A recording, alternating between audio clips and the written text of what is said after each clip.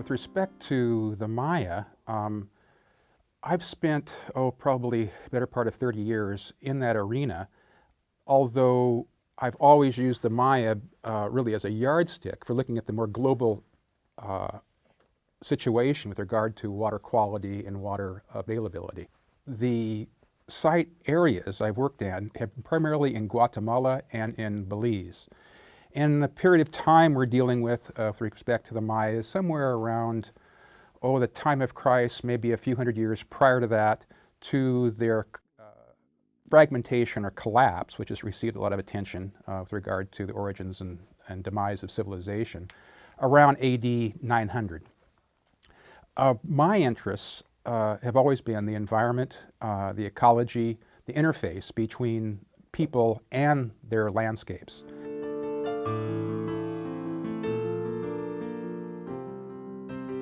The site of Tikal in northeastern Guatemala. It had a population of perhaps 50,000. Estimates do go higher. We really will never know for sure. But within that context, this relatively complicated and early city evolved or incrementally developed a landscape that was highly usable for humans and was sustainable for probably 1,500 years. Situation was such in about 500 BC that the Maya colonized this site area. And it's on a hillock, a ridge, that wouldn't seem to be particularly hospitable, except that it had some springs. We've documented that recently. They began to modify their landscape to accommodate population increase. The way they did that was by large plazas and courtyards to catch runoff, which is quite seasonable in the Maya area, and canting those surfaces into elevated quarry scars. And the quarry scars, of course, were being used or the matrix, the material from those quarries, was being used to build these spectacular monuments, pyramids, palaces, and ball courts, and things of that type. However, those quarry scars were being rapidly converted to reservoirs, elevated reservoirs on this hillock. And by paving these surfaces, catching the seasonal rainfall, which was obviously substantive, it rains about 1,500 to 2,000 millimeters a year, that water was directed into these reservoirs, which eventually were actually lined with plaster cement and cobblestones. And that water then was used to accommodate that dry season implied by the seasonality of the rainfall. So 8 months of the year in the Maya area, it rains very heavy. The bulk, 90% of that rainfall during the year.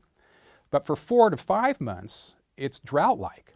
So by retaining water in these elevated reservoirs, you had a supply that could accommodate a growing and vibrant population. Interestingly, by paving the site, you're closing off the recharge potential of those springs. Well, you can see a problem right off in terms of water quality. Springs are very, purified in the sense that they're being filtered by the natural soils and substrate that is accommodating that water source. The problem now, if you're paving, right, is that not only are you closing off those springs, but the water quality is to be somewhat jeopardized. Water is coming off that surface and is not unfouled.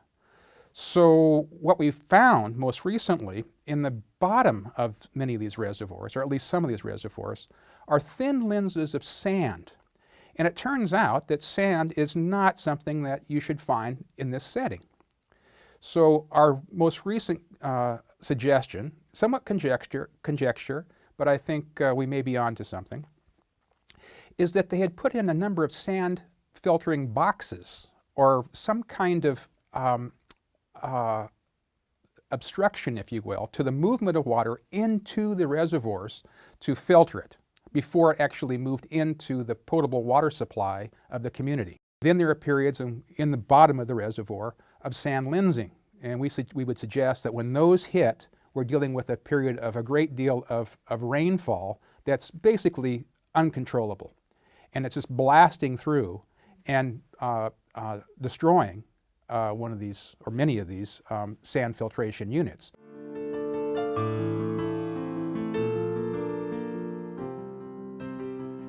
That gray water was still of quite useful ends. It would continue to cascade down the slope and be caught in very large reservoirs that did accommodate gray water. And there were fields immediately adjacent to that low-lying setting at the foot of this escarpment, at the foot of the hillock, that in turn could be watered during the driest period, the 4 months that I mentioned, or 5 months. That 4th or 5th month would have been really difficult for a crop, a third crop perhaps. But if you had that gray water that would be moved out in an irrigable manner, you could actually get another crop out of your system. And 40% of the Maya area today and in ancient times was basically swamp, or bajo as it's called, and it was claimed by these people. And we find it not only in the Maya area, we find it throughout the Americas, that in the ancient condition, prior to the Spanish and the Portuguese and the English, that the primary system that was being utilized in terms of agricultural systems was indeed wetlands, which comes as a bit of surprise because our worldview from the West and much of the Old World is canalization as identified early on, maybe 7,000 years ago, in the Middle East, okay, a very arid setting or semi-arid. And that seems to spread pretty broadly throughout the Old World. In the New World, although we do have sophisticated canalization, the most sophisticated being in Peru, and on its heels, interestingly, in our own U.S. The U.S. Southwest had some of the most complicated water systems that were truly driven by canalization in the arid setting of Arizona. The group was called the Hohokam. So we have these two areas, or sort of bookends, north and south, but much of it in between in terms of early complexity, particularly in Old Mexico, was swamp management. And we find it in a big way, as more and more it's coming out, in Amazonia as well, where you today can take a canoe and you can traverse ancient canal systems for 170 kilometers and not lift your boat out of the water. And these canal systems were actually augmented by the ancients by virtue of flooding savanna. So our reaction to wetlands is, get me out of here, right? Let's drain it, let's build a parking lot, or a hotel complex so we can see the sea, right? Well, we all know what happens, when you look at New Orleans, you look at the Gulf Coast, you look at Katrina, you look at these hurricanes. Well, those wetlands not only accommodate water supply, because they have a cleansing property as water moves through them, potable water, but they also are great buffers for absorbing storm shock, surges, right? Well, those are all being taken out. In the past, they were being augmented, expanded.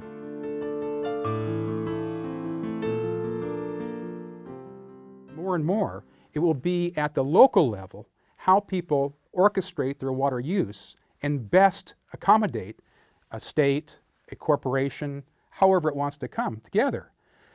There's much written on this topic, and it's a very complicated topic. There is this notion of the commons, that we all want to accommodate, or many of us do anyway. And there's something that came out about in the early 70s, late 60s, called the tragedy of the commons. And the notion there, of course, was that if you have a common pool resource, and it's for the community, it's for the public good, and you don't control it from on high, people will slowly, to their family and kin advantage, exploit it and overexploit it with time. Water is a finite resource, and by privatizing and pricing it, you control that, or you have the potential of controlling it. The state is a primary player, and it, for better or worse, it's made a difference through time in making water available. And in some ways, in terms of making water accessible to a large audience, it has the potential of good things. What's happened, of course, is the state is cumbersome, and it's sometimes bureaucratically inefficient, and whether you're dealing with the past or the present, this is a definition of civilization. We always deal with it, and sometimes it's the demise of a civilization. What we've been able to orchestrate in the recent history, of course, is this notion of privatization, where some corporate group is able to take over that task and modify the availability of a resource, in this case, water. What's happened, in our Western perspective, and it's only accelerated in the last, 50 years, is an inability to appreciate the complexity of water. Again, there's nothing really natural about the natural environment anymore. It's our collective environment, and we are part of it, and we've influenced it tremendously. Takeaway messages, if you will, for the ancients, particularly the Maya. One would be working in a community situation that allows a great deal of communication, small groups. Again, 50,000 is what we're dealing with the Maya max, at this great site at Tikal, and many areas were much smaller that managed to live on this landscape, basically uninterrupted for 1,500 years. As a caveat, be mindful that when the time was up, it was really up, It looks like they did overshoot, their resource base. And at the same time, you had climate change affecting the Maya, there's no doubt, and the drought that were persistent, coupled with the population that was on the upswing, forced a internal collapse. It's a useful comment given our present situation. It's about how we cope with our environment and how we interface with our environment as something that is of us, It's not apart from us. And there's been a lot of work archaeologically, through our recent examinations to indicate that the world has been so affected by humans, our imprint on this planet over the last 10,000 years, and of course only accelerating, has been extreme.